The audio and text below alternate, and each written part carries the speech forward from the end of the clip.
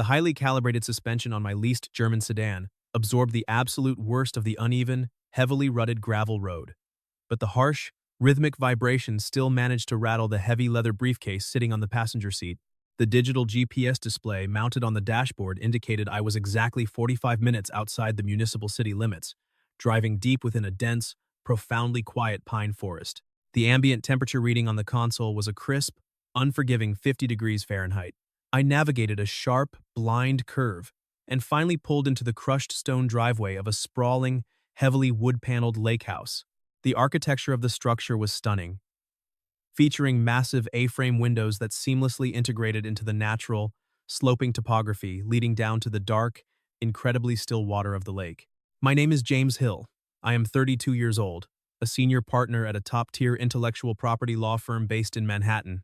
I operate exclusively in the highly regulated, mathematically precise realm of corporate licensing, patent defense, and hostile asset acquisitions. I do not typically perform manual document delivery. My established hourly billing rate strictly and financially prohibits rudimentary courier work. However, the thick manila envelope currently resting inside my locked briefcase was not a standard corporate filing. It contained the finalized, heavily negotiated divorce settlement for Dr. Caroline Wright, a globally recognized university professor of computational linguistics. I was currently representing the university's legal interests in a completely unrelated, highly sensitive, multi-million-dollar technology transfer. Dr. Wright's soon-to-be ex-husband, Dr. Richard Vance, was the acting head of the university's advanced research department. Vance had personally, and rather aggressively, requested I manually deliver the finalized documents to Caroline at her private retreat, claiming he required a neutral, high-level legal witness to explicitly ensure she signed the final release clauses without initiating any further, costly litigation. I agreed to the inefficient detour purely to secure Vance's required signature on my primary corporate contract later that afternoon. It was a calculated, necessary strategic transaction to close out my fiscal quarter. I parked the car, placing the transmission into park with a solid click. I grabbed my heavy briefcase, stepped out into the biting air, and walked up the heavy timber steps to the expansive wraparound porch. The atmosphere smelled sharply of crushed pine needles, damp earth, and cold, standing water. I raised my hand and knocked twice on the thick wood, utilizing a firm, professional, unhurried rhythm. The heavy oak door opened almost immediately. Caroline Wright was 39 years old. I had audited her extensive academic research files and publication history meticulously for the university contract, but sterile data points on a digital spreadsheet do not adequately convey actual physical presence. She wore an oversized, thick cable-knit sweater that swallowed her frame and faded, practical denim jeans. Her dark hair was pulled back into a loose, utilitarian knot at the nape of her neck, with several strands escaping to frame her face. She did not look like a defeated woman actively mourning the collapse of a decade-long marriage. She looked profoundly, bone-deep exhausted, but her posture remained entirely unbroken and fiercely intelligent. "Mr. Hill," she said, her voice a low, incredibly smooth academic cadence. She did not seem remotely surprised by my physical presence on her secluded property. Richard texted me earlier that he was specifically sending the university's designated IP bulldog out here to deliver the execution block. "Please, come in out of the cold. I am simply acting as an impartial, temporary courier for this specific document, Dr. Right?" I clarified immediately, stepping across the threshold into the warm, deeply cedar-scented interior of the house to establish my operational boundaries. I maintain strict professional compartmentalization at all times. I represent the university's technology transfer board. I do not represent Dr. Vance in his personal civil matters. Nor do I have any stake in your marital dissolution. Richard doesn't differentiate between his personal vendettas and his professional assets, Caroline replied dryly, closing the heavy oak door behind me, sealing out the sharp wind. She led me down a short hallway and into a massive, open-plan living room featuring floor-to-ceiling windows overlooking the dark expanse of the lake. The walls were lined entirely with overloaded bookshelves. A large, scarred, solid wood dining table dominated the exact center of the room, buried under towering stacks of academic journals, complex algorithmic flowcharts, and half-empty mugs of cold coffee. It was a physical space designed entirely for intense, uninterrupted intellectual labor. "Have a seat," she instructed, pointing to a rigid wooden chair opposite the table. I did not sit down. Yielding physical height in a negotiation space is a tactical error. I remained standing. I popped the brass latches on my briefcase, extracted the thick manila envelope, and placed it precisely on the only cleared edge of the wooden table. The settlement agreement requires your formalized signature on pages 14, 22, and the final supplemental addendum, I stated, my tone clipped, efficient, and entirely business fluent.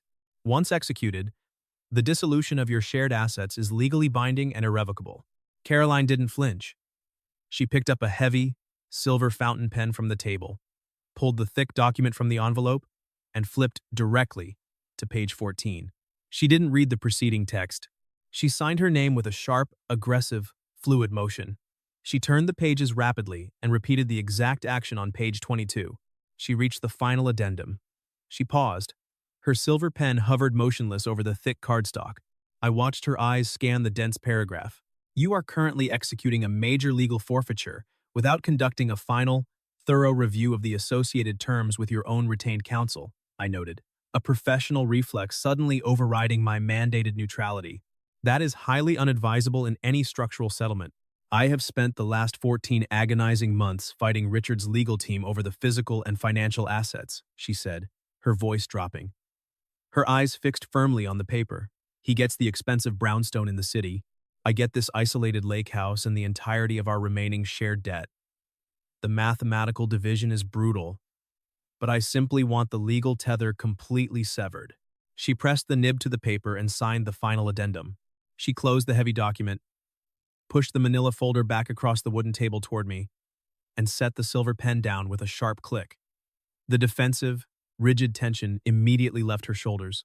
She looked up at me, her dark eyes suddenly incredibly sharp, stripping away the domestic context entirely, evaluating me as a professional equal. The marriage is officially dissolved, Caroline stated, her voice shifting seamlessly into a commanding, academic register. Now we can talk. I frowned slightly, my analytical brain instantly parsing the sudden shift in variables. Talk about what? About the university's intellectual property contract you are currently brokering with my ex-husband, she replied smoothly, leaning forward, resting her elbows confidently on the table. You are finalizing the commercial licensing rights for a highly advanced natural language processing algorithm. The university intends to sell the exclusive, perpetual, commercial rights to a major tech conglomerate for roughly $40 million. That specific data is bound by a strict, highly enforceable non-disclosure agreement, I said, my posture stiffening, the corporate lawyer instantly taking command of my verbal responses. You are not an authorized party to that negotiation, Dr. Wright. I am not an authorized party, Caroline agreed, a dangerous, incredibly intelligent, and slightly bitter smile breaking across her face. Because Richard formally removed my name from the primary patent application 3 weeks ago. I stopped. The absolute, unassailable certainty of my operational reality fractured. I built the algorithmic architecture, Mr. Hill, she stated, tapping a heavy stack of flowcharts on her desk with her index finger. I spent 6 grueling years writing the foundational code and debugging the neural network. Richard was simply my department head. He managed the administrative grant funding. When the divorce proceedings turned hostile and the asset division began, he leveraged his high-level administrative access to alter the internal university filing, claiming sole primary authorship of the intellectual property. I processed the data rapidly, evaluating the catastrophic risk. If her claim was accurate, the university was actively attempting to license stolen intellectual property to a third party. It was a massive, multi-million-dollar legal liability that would destroy my firm's reputation. If you possessed primary authorship of the code, you would have filed an immediate, aggressive injunction with the Federal Patent Office to halt the transfer, I countered, defending the structural integrity of the contract I had personally built. I couldn't, she whispered, the raw, suffocating frustration finally bleeding through her pristine composure. Read the final addendum of the divorce settlement I just signed in front of you. I reached down and picked up the manila folder. I opened it to the final page, bypassing the standard asset division clauses, and read the specific, dense paragraph. Vance had insisted I personally witness her execute. Clause 4. B. The respondent, Caroline Wright, hereby waives all current and future claims, rights, disputes, and challenges regarding any intellectual property developed during the tenure of the marriage under the administrative purview of the petitioner, Richard Vance, in exchange for sole ownership of the secondary residential property located at Lake Placid. The sheer, calculated malice of the legal trap hit me immediately, like a physical blow to the chest. Vance hadn't sent me out to this isolated cabin just to act as a neutral courier. He had sent me here to watch her legally sign away her life's work under the guise of a standard real estate division. He was utilizing the emotional exhaustion of the divorce to legally launder stolen academic property through my firm. He engineered a forced settlement, I analyzed aloud, my jaw tightening as the absolute breach of legal ethics became glaringly apparent. I despise lawyers who weaponize contracts to execute theft. If you contest the patent with the university, you violate the core terms of the divorce decree, trigger a breach of contract, and immediately lose this house. He backed me into an inescapable corner. Caroline confirmed, her voice thick with pure exhaustion. He knows I don't have the liquid capital to fight a dual-front, protracted legal war against his private attorneys and the university's corporate lawyers. She looked at me, her dark eyes searching the rigid, unyielding lines of my face. I didn't ask you to come here just to sign his papers, James. I asked you to come here because your firm's entire reputation is built on drafting bulletproof, ethically sound contracts. If you push that licensing deal through this afternoon, you are knowingly brokering stolen goods. I need you to halt the transfer. I stared at the signed document in my hand. I am a corporate strategist. My mandate is to protect the firm, mitigate risk, and execute the transaction efficiently. Pausing a $40 million deal based on an undocumented, verbal claim from a bitter ex-spouse was professional suicide. But I do not tolerate structural fraud, and I refuse to be utilized as a pawn in a domestic extortion scheme. You require an immediate, legally sound mechanism to invalidate Clause 4(b) without triggering the forfeiture of your home, I stated, my voice dropping its formal, detached cadence, shifting into a low, predatory register. Caroline's eyes widened slightly at the sudden, sharp shift in my demeanor. Yes, can you do it? I cannot legally represent you in a civil capacity, I clarified, establishing the strict ethical boundaries of the potential engagement. It is a massive conflict of interest that would result in my disbarment. However, as the primary auditor of the university's IP portfolio, I can trigger an immediate, mandatory compliance hold on any pending commercial transfer if I suspect fraudulent origination. I placed the finalized divorce settlement back into my heavy briefcase and snapped the brass latches shut with a definitive click. I will not deliver this executed settlement to Vance today, I told her, looking directly into her eyes, locking my operational intent to hers. I will file a formal administrative delay with the court, citing an incomplete notary seal on the property transfer addendum. It buys us exactly 48 hours before his legal team realizes the trap hasn't fully closed. And then what? She asked, the hope in her voice fragile, terrifying, but undeniable. Then, I said, unbuttoning my suit jacket, we map the digital architecture of your algorithm and prove absolute prior art. We dismantle his claim before the ink on the corporate contract dries.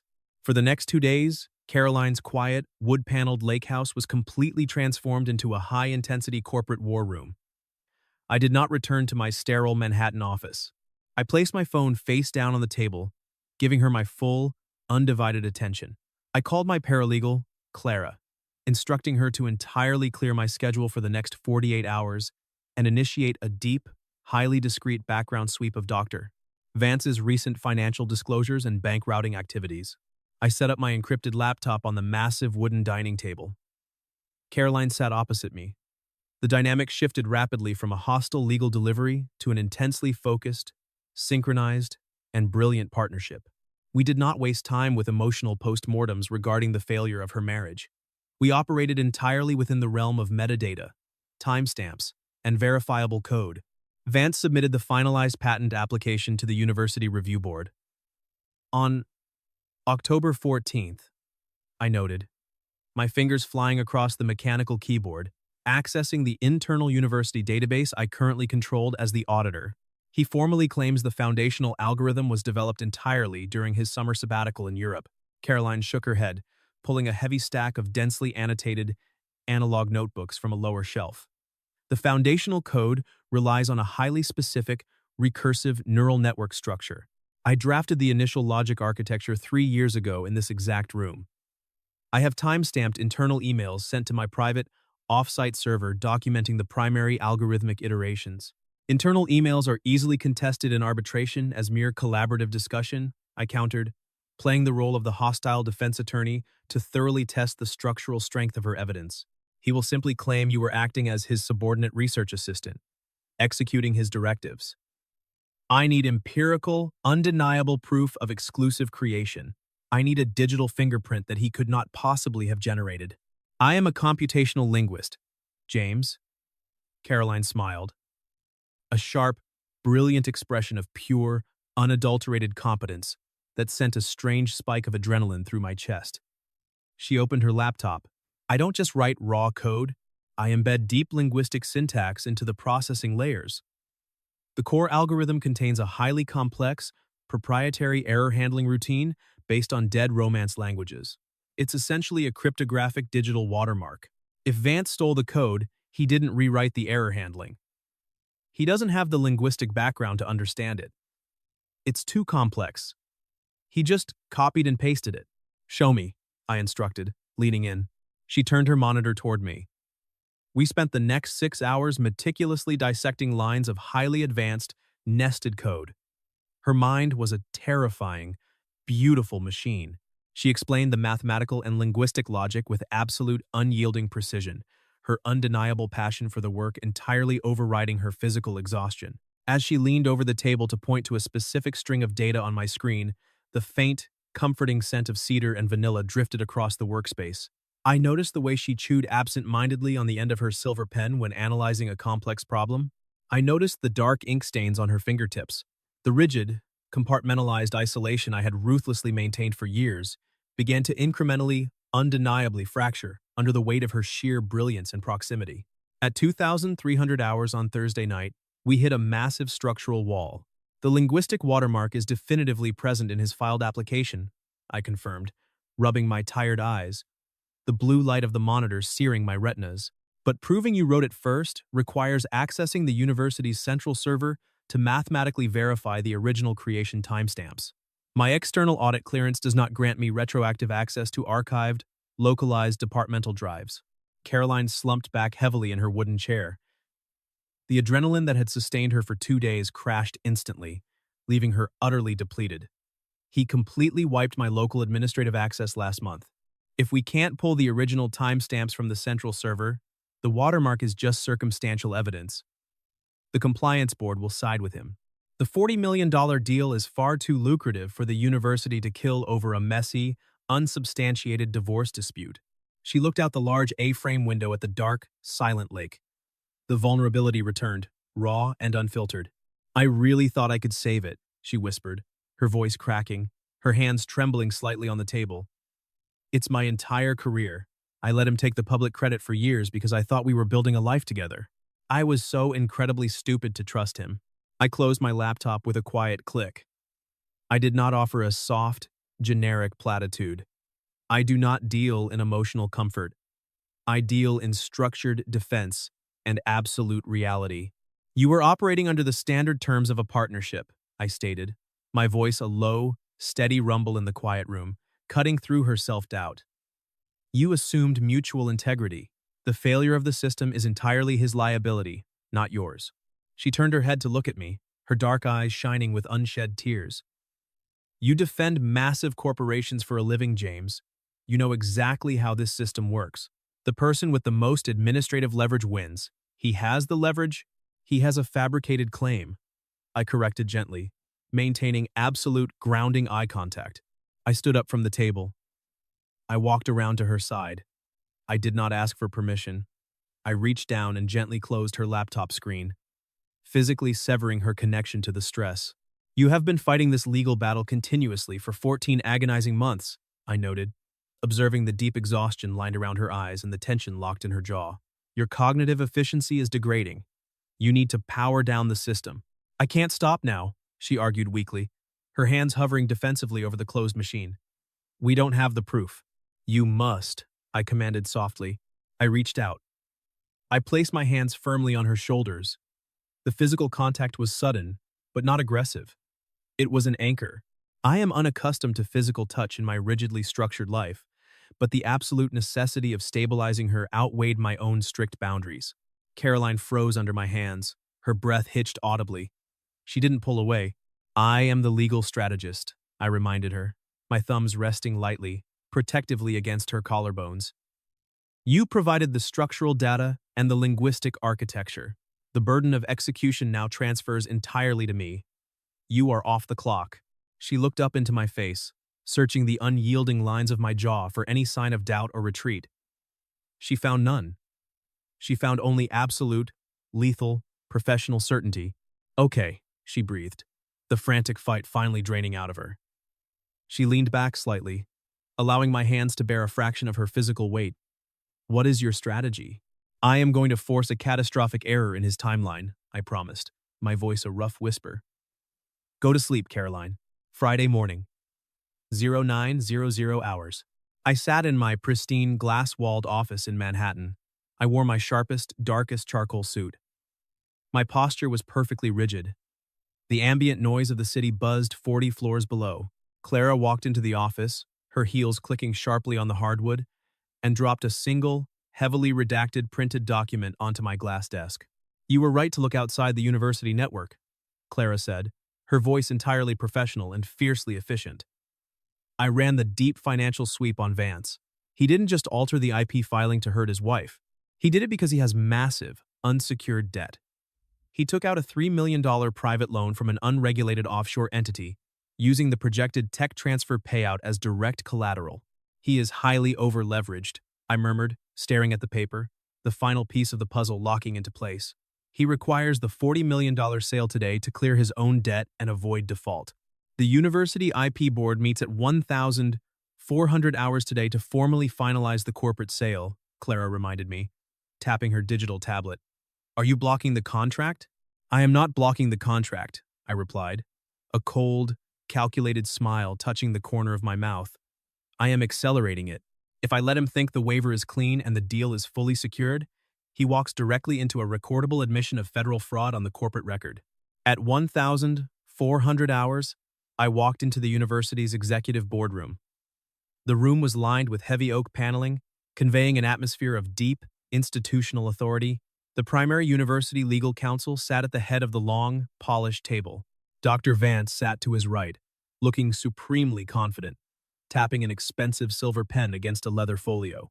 I walked directly to the center of the table, placing my heavy briefcase down with a sharp, definitive click that silenced the low chatter in the room. Mr. Hill, the lead counsel greeted me, adjusting his glasses. Do we have the finalized, executed divorce settlement from Dr. Wright? We absolutely need the clean title to the intellectual property before we can countersign the commercial transfer agreement today. I have the document, I stated, my voice echoing loudly, immediately dominating the acoustic space. I popped the brass latches on my briefcase. I pulled out the thick manila folder containing the settlement and slid it precisely across the polished wood, stopping it directly in front of Vance. Vance smiled, a slick, victorious expression, placing his hand possessively over the folder. Excellent. Then the matter is officially closed. We can proceed with the sale. The matter is not closed, I corrected, my tone dropping to an icy absolute register. Vance's smile faltered instantly. The lead counsel frowned, sensing the sudden shift in the room's perimeter. As the primary auditor of the university's IP portfolio, I can trigger an immediate, mandatory compliance hold on any pending commercial transfer, I announced, projecting my voice to ensure every person in the room heard the reality of the situation. I cannot authorize the transfer of this intellectual property. On what grounds? Vance snapped, standing up, his face flushing a dark red. You have the signed waiver right there. She surrendered her claim. I have a signed waiver, I agreed, remaining perfectly still, an immovable object. However, Clause 4(b) of that specific waiver constitutes a direct violation of federal patent law and university ethical guidelines regarding the extortion of assets. I reached into my briefcase and pulled out a second, significantly thicker document. I tossed it onto the center of the table. That dossier contains the cryptographic commit hashes and third-party notarized timestamp certificates pulled from a secure worm storage drive, I dictated, staring dead-eyed at Vance, stripping away his false authority with empirical data. dating exactly 3 years prior to your stated invention date. It proves definitively that the foundational code of the algorithm contains a proprietary linguistic watermark, written exclusively by Dr. Caroline Wright. You maliciously altered the internal university filings to claim sole authorship. That is a complete fabrication, Vance shouted, pointing a shaking finger at me, his voice pitching upward in panic. She wrote that code under my direct supervision. I manage the grant. Administrative management does not equate to authorship, I countered smoothly, dismantling his defense with razor-sharp legal precision. You utilized the severe emotional and financial duress of a divorce proceeding to extort a signature on a legal forfeiture clause, attempting to secure exclusive rights to a $40 million asset you did not create. It is a textbook case of gross administrative fraud and intellectual property theft. The room fell into a suffocating, crushing silence. The heavy, oppressive reality of the trap had snapped entirely shut around him. The lead counsel stared at the notarized timestamp certificates, then looked up at Vance, his expression darkening with the realization of severe professional liability. Richard, did you alter the primary authorship filings? She signed the waiver. Vance desperately deflected, tapping the manila folder frantically. She gave up the rights in exchange for the lake house. It's a legal trade. A waiver obtained through documented, coercive fraud is legally void, I stated, issuing the final, lethal blow to his leverage. Furthermore, my firm has uncovered your $3 million unsecured private debt, which you illegally collateralized using this pending sale. You accelerated the divorce timeline specifically to secure the asset before the creditors called. Vance stumbled backward, hitting the edge of his chair, collapsing into it. He realized his entire career, his financial future, and his leverage had just completely evaporated into thin air. If this board attempts to proceed with the commercial sale of this stolen asset, I dictated, addressing the lead counsel directly, projecting absolute authority, my firm will immediately file a federal injunction, and I will personally submit this entire forensic dossier to the Department of Education, implicating the university in the intentional laundering of stolen academic property. The lead counsel didn't hesitate. Survival instinct kicked in. Vance, you are placed on immediate, unpaid administrative leave pending a full internal investigation by the board.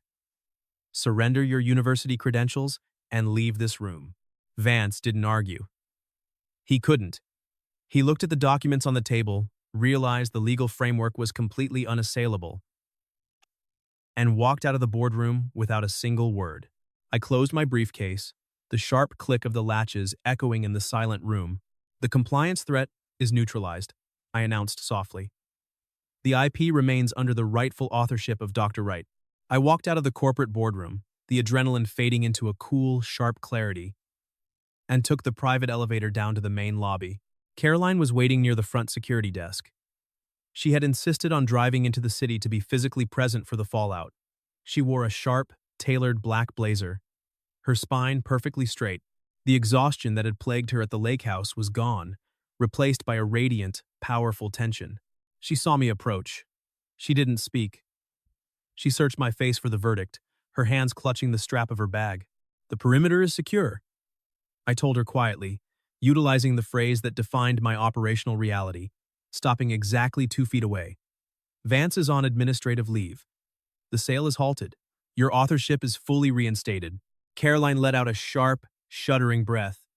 The heavy, defensive armor she had worn for 14 months completely dissolved in the middle of the crowded marble lobby. You completely dismantled him, she said, her voice filled with quiet, profound wonder. You walked into a room full of powerful university lawyers and took apart his entire life using nothing but contracts and timestamps. He operated on a fundamentally flawed legal premise, I corrected, keeping my hands resting near the handle of my briefcase. He assumed you were isolated and vulnerable. He failed to account for external, structured reinforcement. He didn't know I had a corporate shark in my corner. She smiled, a brilliant, unguarded expression, stepping closer. The professional, courier distance between us vanished entirely. She reached out. She didn't shake my hand to offer formal thanks. She placed her palm flat against the lapel of my charcoal suit, right over my chest. It was a deeply grounding, intensely personal contact that sent a sudden, uncalculated shockwave through my highly regulated nervous system. I froze. My breath hitched in my throat. I didn't pull away. I allowed the variable to fully process. Your heart is racing, James, she murmured, looking up into my eyes, her thumb lightly tracing the expensive wool fabric of my suit. It is a biological response to an unregulated environmental shift, I admitted, my voice dropping to a rough, quiet rumble in the busy lobby. Stripping away my corporate mask, the cynical, isolated detachment I had maintained for years was entirely, irrevocably fractured by her proximity and her undeniable brilliance. Is it a dangerous shift? She whispered, stepping a fraction of an inch closer, her dark eyes locked firmly on mine. No, I replied. I lifted my right hand. I wrapped my fingers gently over hers where it rested against my chest. I held her hand firmly against my racing heart, definitively abandoning the safe role of the objective, distant observer. It is the most structurally sound variable I have encountered in my entire career. Caroline smiled, a genuine expression of pure relief and affection that fundamentally altered the geometry of her face. She didn't demand a grand romantic speech. She understood the profound language of actions, of safety proven in the absolute highest stakes environment. The divorce is finalized, she noted softly, her eyes locked on mine with absolute certainty. And my schedule is entirely clear for the weekend. I am highly efficient at renegotiating schedules, I promised, the rigid, cynical walls of my isolation permanently dissolving under her touch. I have excellent coffee at the lake house, she said, squeezing my hand tightly, anchoring me to the present moment. I will drive, I replied. The end.